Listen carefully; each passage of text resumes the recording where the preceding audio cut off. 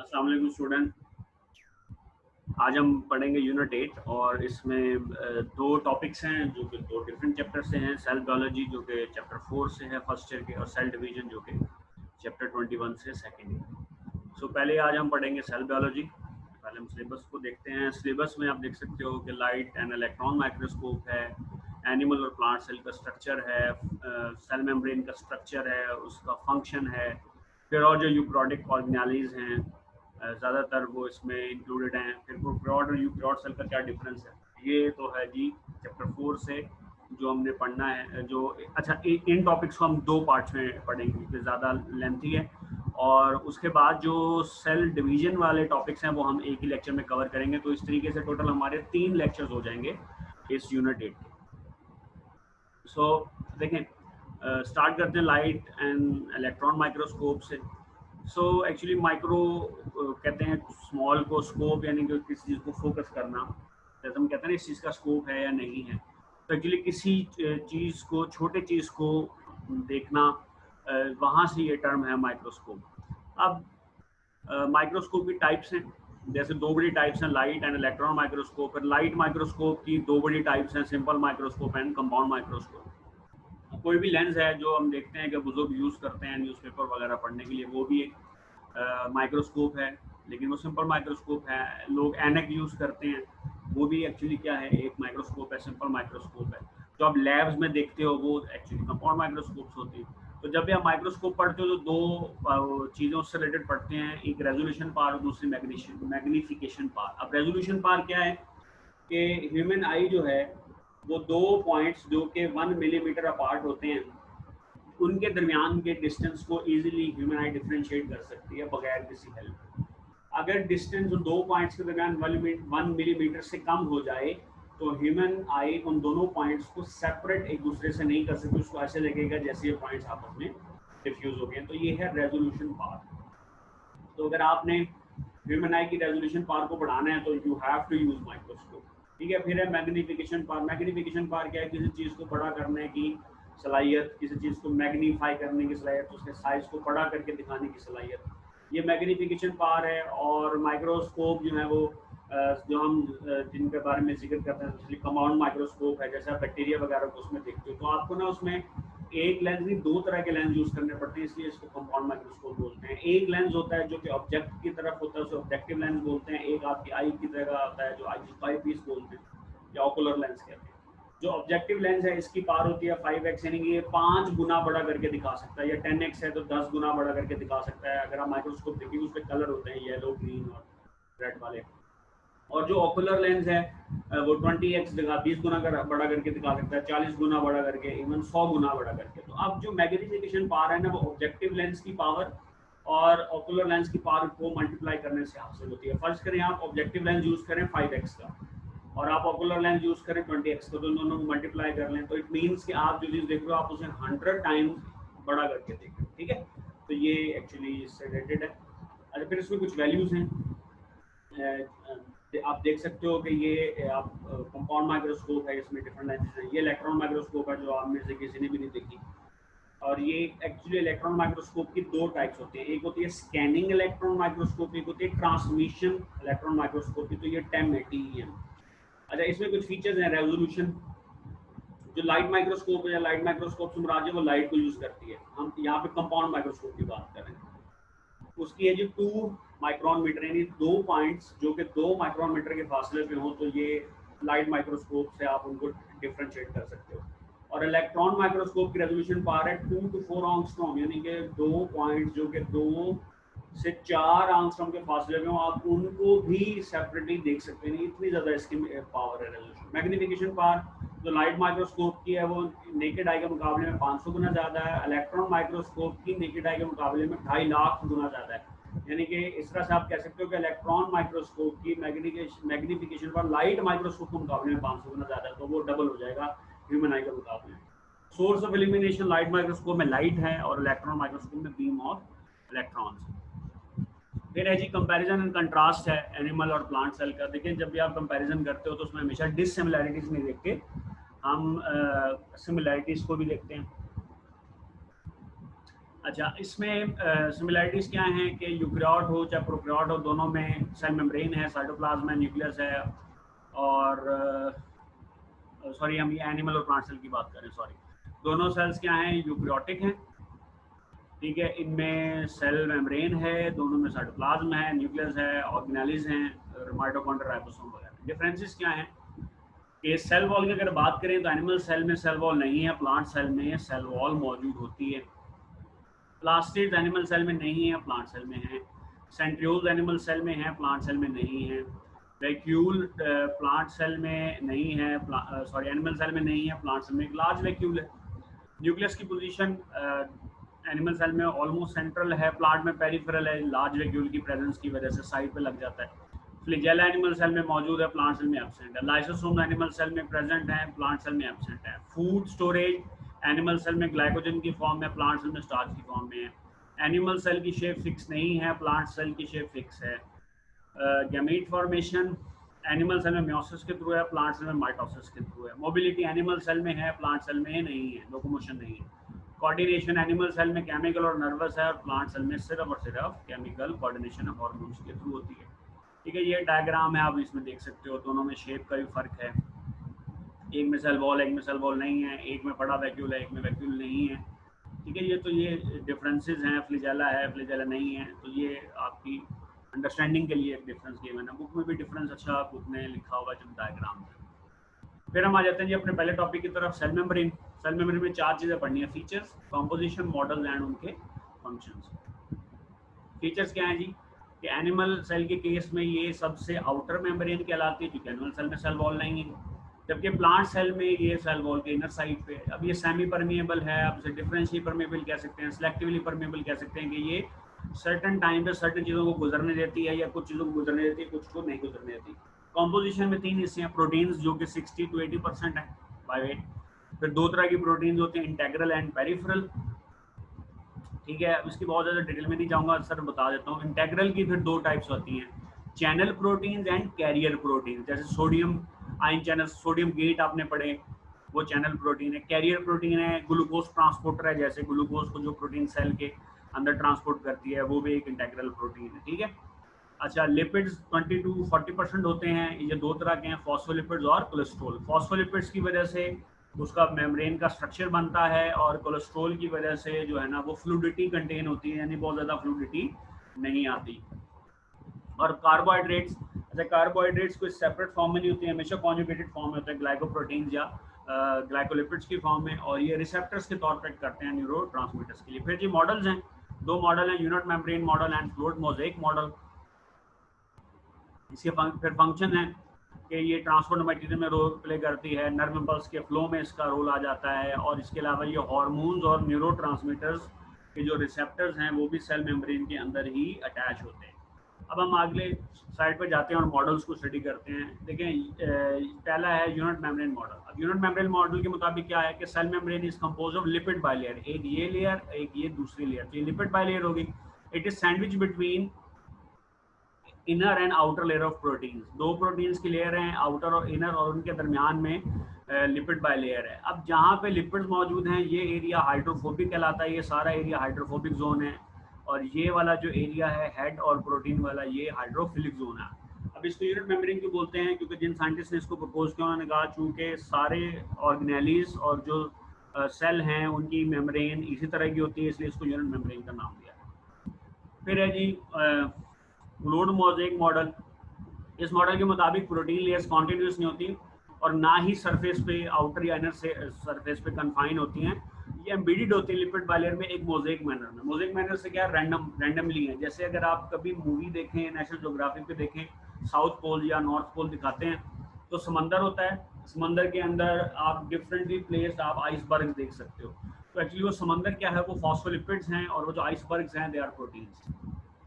ये थोड़ी अच्छी एक एक्सप्लेनेशन है कि ये फॉस्फोलिपिड है, ये पेरिफेरल प्रोटीन है जो कि एक पेरिफेरी के ऊपर कॉर्नर के ऊपर मौजूद है। ये 2 इंटेग्रल प्रोटीन्स है, एक चैनल प्रोटीन है जिसमें रास्ता बनता है, चैनल बन जाता है, और एक कैरियर प्रोटीन होती है जो किसी चीज़ को उठा के बाहर से अंदर ले जाएगी, अंदर से बाहर ले जाएगी, ठीक है। और इस ये ग्लाइकोप्रोटीन्स वगैरह हैं, ग्लाइकोलिपिड्स वगैरह हैं, और ये फॉस्फोलिपिड है, जिसका हम स्ट्रक्चर पढ़ चुके हैं, और ये कोलेस्ट्रॉल का मॉलिक्यूल है। तो एक अच्छी रिप्रेजेंटेशन है। इसके अलावा आप ये देख सकते हो कि ये बुकिश डायग्राम है, जिसमें आप ये देख सकते हो कि ये फॉस्फोलिपिड मौजूद है, ग्लाइकोप्रोटीन्स हैं, ग्लाइकोलिपिड हैं, पेरिफेरल प्रोटीन्स हैं, इंटेग्रल प्रोटीन्स हैं, साइटोस्केलेटन के फिलामेंट्स हैं, कोलेस्ट्रॉल के मॉलिक्यूल हैं। तो ये एक थ्री डायमेंशनल इसके अंदर एक स्ट्रक्चर मौजूद है, और ये फिर सेल का इंटरनल है, वाटरी साइटोप्लाज्म। अच्छा, अब ट्रांसपोर्टेशन जो इसका मेन फंक्शन है, पैसिव ट्रांसपोर्ट में इसका रोल है। अब पैसिव ट्रांसपोर्ट को हम 3 तरीकों से एक्सप्लेन करते हैं। Movement of molecules from area of higher concentration to lower concentration, या movement of molecules along concentration gradient, या downhill movement of molecules. Sorry भाई, भूख लग रही थी तो मैं खा गया इसके अंदर से। तो down hill movement of molecules, और इसके अंदर एटीपी की एनर्जी यूज नहीं होती। टाइप्स 3 है, diffusion, facilitated diffusion and osmosis, जो बुक के हिसाब से। Active transport, movement of molecules from area of lower concentration to area of higher concentration, या movement of molecules against concentration gradient, या uphill movement of molecules. देखिए, अगर आपने किसी चीज को ऊपर की तरफ पहुंचाना है जोर, तो आपको जोर लगाना पड़ेगा, और इसमें एटीपी की एनर्जी यूज होती है। इसकी टाइप्स हैं डायरेक्ट एक्टिव ट्रांसपोर्ट और इनडायरेक्ट एक्टिव ट्रांसपोर्ट। पहले डिफ्यूजन है। डिफ्यूजन क्या है जी? Movement of solute molecule from area of higher concentration to area of lower concentration. Solvent के लिए हम ऑस्मोसिस का वर्ड यूज करते हैं, सोल्यूट के लिए डिफ्यूजन का। एग्जांपल्स हैं जी, आपने बुक में पढ़ी हुई है। गैसेस एक्सचेंज में, लंग्स में जो गैसेस एक्सचेंज होता है, कार्बन डाइऑक्साइड और ऑक्सीजन जो अपने साइड्स को रिप्लेस करती हैं। ऑक्सीजन जो है लंग्स से ब्लड में जाती है, कार्बन डाइऑक्साइड ब्लड से लंग्स में आती है, ये डिफ्यूजन है। फूड की जो एब्जॉर्प्शन स्मॉल इंटेस्टाइन में ग्लूकोज, अमाइनो एसिड, ये डिफ्यूज करते हैं। अच्छा, डायलिसिस में यूरिया के मॉलिक्यूल्स जो हैं वो ब्लड से निकल डायलिसिस फ्लूइड में आ जाते हैं, ये डिफ्यूजन है। ग्लूकोज और अमाइनो एसिड जो हैं वो जब किडनी में रीअब्जॉर्प्शन होता है प्रॉक्सिमल कॉन्वोल्यूटेड ट्यूब्यूल पे, तो वहाँ पे डिफ्यूजन चल रही होती है। मूवमेंट ऑफ सोडियम और पोटेशियम जो है, ड्यूरिंग जब सोडियम गेट ओपन होते हैं तो डीपोलराइजेशन होती है, तो ये डिफ्यूजन है, ठीक है। और इसी तरह पोटेशियम, जब रिपोलराइजेशन पोटेशियम गेट ओपन होते हैं तो तब वो भी डिफ्यूज करता है। डिफ्यूजन एक्चुअली क्या है? ये है अलोंग कॉन्सेंट्रेशन ग्रेडियंट के, एक तरफ मॉलिक्यूल्स की तादाद ज़्यादा, दूसरी तरफ कम, तो हायर कॉन्सेंट्रेशन से लोअर कॉन्सेंट्रेशन की तरफ मूव कर जाएं। जैसे आप किसी रूम में हैं और कोई डोर ओपन करके इसमें परफ्यूम का स्प्रे कर दे, थोड़ी देर बाद आपको उसकी फ्रेगरेंस आना शुरू हो जाती है। तो एटीपी की एनर्जी यूज नहीं होती, ठीक है। इसके अंदर ये कॉन्सेप्ट आपने याद रखना है कि मॉलिक्यूल्स की अपनी जो एटम्स की एनर्जी है ना, काइनेटिक एनर्जी, वो तो यूज हो रही है, लेकिन हम जिस एनर्जी की बात करते हैं कि पैसिव ट्रांसपोर्ट में एनर्जी यूज नहीं होती, वो एक्चुअली सेल की एटीपी होती है, सेल की एनर्जी होती है। तो डिफ्यूजन में एटीपी यूज नहीं होती, एटम्स की अपनी एनर्जी जरूर यूज होती है, काइनेटिक एनर्जी, जिसकी वजह से वो एक जगह से दूसरी जगह मूव कर जाता है। फिर ऑस्मोसिस, ऑस्मोसिस की डेफिनेशन आप पढ़ चुके चैप्टर 14 में। Movement of solvent water molecules from area of higher water potential to area of lower water potential through a semi permeable membrane. और इसके एग्जांपल्स क्या हैं कि जब आप एक्सपायर करते हो तो वाटर रिमूव होता है, तो ज़ाहिर है वो ऑस्मोसिस के थ्रू आए, क्योंकि दरमियान में मेम्ब्रेन्स हैं। अच्छा, वाटर एब्जॉर्ब होता है स्मॉल इंटेस्टाइन के अंदर, लार्ज इंटेस्टाइन के अंदर, तभी ऑस्मोसिस करता है। इसके अलावा जो रीअब्जॉर्प्शन होती है नेफ्रॉन की लेंथ की, पूरी लेंथ के ऊपर वाटर की, वो भी ऑस्मोसिस के थ्रू ही होती है।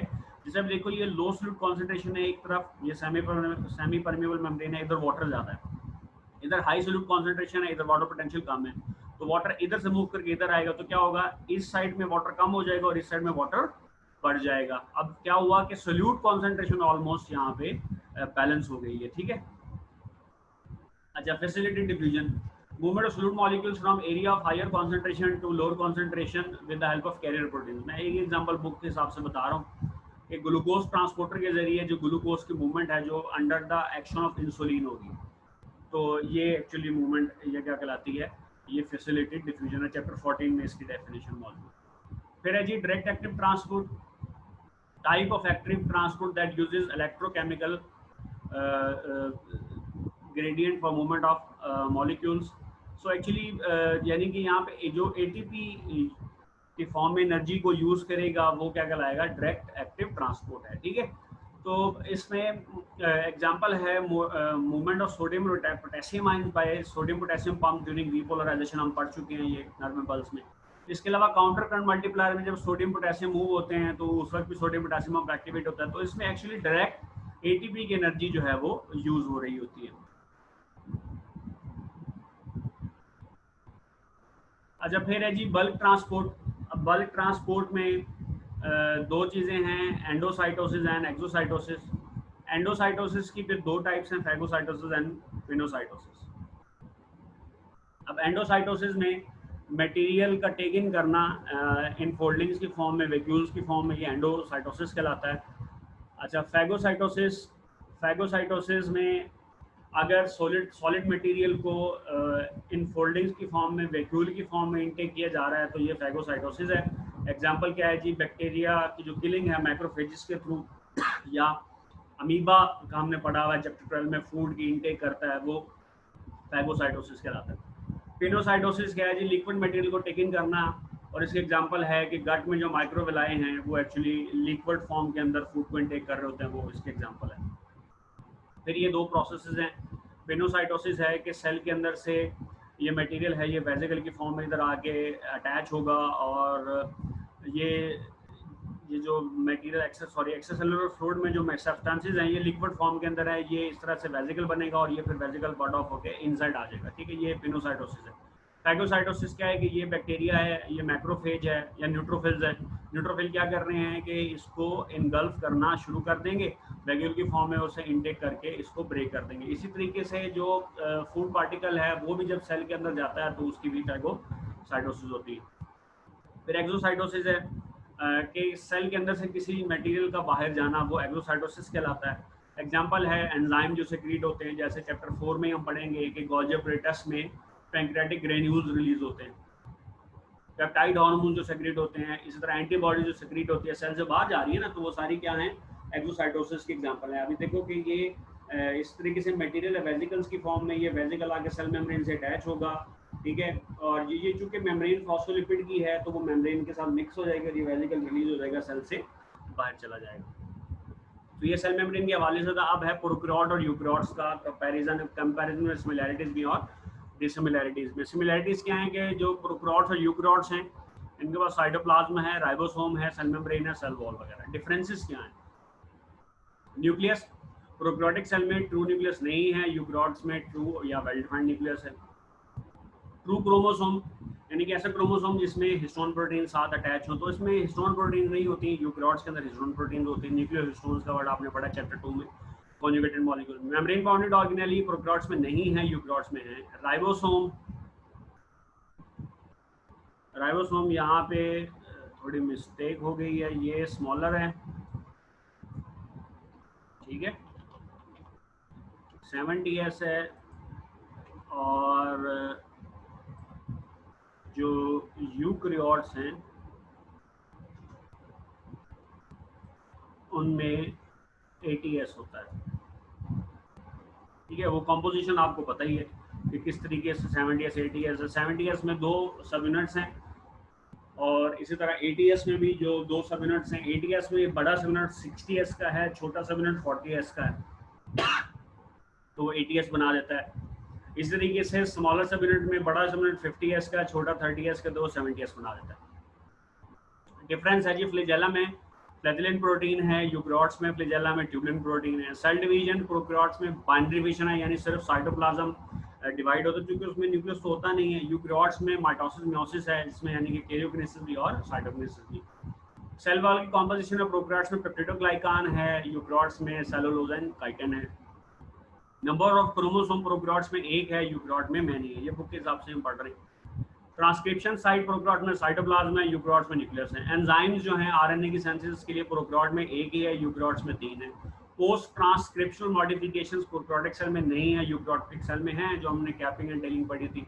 Length of Okazaki fragment prokaryotes में एक ओकाजाकी फ्रेगमेंट में 1000 से 2000 न्यूक्लियोटाइड्स हैं, यूकैरियोट्स में 100 से 200 है, ठीक है। इसी तरीके से प्रोकैरियोट्स में जो कोलेस्ट्रॉल है सेल मेम्ब्रेन में वो नहीं होता, यूकैरियोट्स में होता है। एग्जांपल ई कोलाई, साइनोबैक्टीरिया, और यूकैरियोट्स में algae, plants, fungi and animals वगैरह, ठीक है जी। तो ये आज के टॉपिक से अच्छा, इसमें एक चीज़ मैं आपको क्लियर वो डेफिनेशन बता दूं, उसमें डायरेक्ट एटीपी वाली है, तो उसको आप इस तरह से कर लो कि ये दैट यूजेज एटीपी, ठीक है। इनडायरेक्ट चूंकि बुक में नहीं है नहीं लिखी हुई, तो इसलिए फिर मैं भी नहीं कर रहा हूँ। बस सिर्फ आपकी इन्फॉर्मेशन के लिए बता दिया कि भाई इस तरीके से हो जाती हैं, टाइप्स हैं, ताकि अगर आप कभी आगे जाके पढ़ो तो आपको आइडिया ज़रूर हो कि एक्टिव क्या है और इनडायरेक्ट, ये डायरेक्ट एक्टिव ट्रांसपोर्ट क्या है और इनडायरेक्ट एक्टिव ट्रांसपोर्ट क्या है। ऐसा इसको प्राइमरी एक्टिव ट्रांसपोर्ट भी कहते हैं जिसमें एटीपी यूज होती है, और जिसमें एटीपी यूज नहीं होती उसको सेकेंडरी एक्टिव ट्रांसपोर्ट बोलते हैं। सेकेंडरी एक्टिव ट्रांसपोर्ट क्या होता है कि एक मॉलिक्यूल मूव कर रहा है, ठीक है, और उसके साथ साथ दूसरा मॉलिक्यूल भी अगर अक्रॉस मूव कर जाए, उसी के साथ मूव कर जाए, वो डिटेल है, वो मूवमेंट्स हैं जिन्हें यूनिपोर्ट सिमपोर्ट कहा जाता है, वो आपकी बुक में नहीं है, तो इसलिए मैं इसको नहीं छोड़ूंगा। इंटरेस्टिंग टॉपिक्स हैं ये, अगर इस रिलेटेड कोई क्वेश्चन हो तो भाई ज़रूर बताएं, और इंशाल्लाह फिर अब सेल डिवीजन के टॉपिक्स पढ़ेंगे हम आगे, और फिर ये जो बाकी ऑर्गेनाइज है इसको कंप्लीट करेंगे। तब तक के लिए खुदा हाफ़िज़।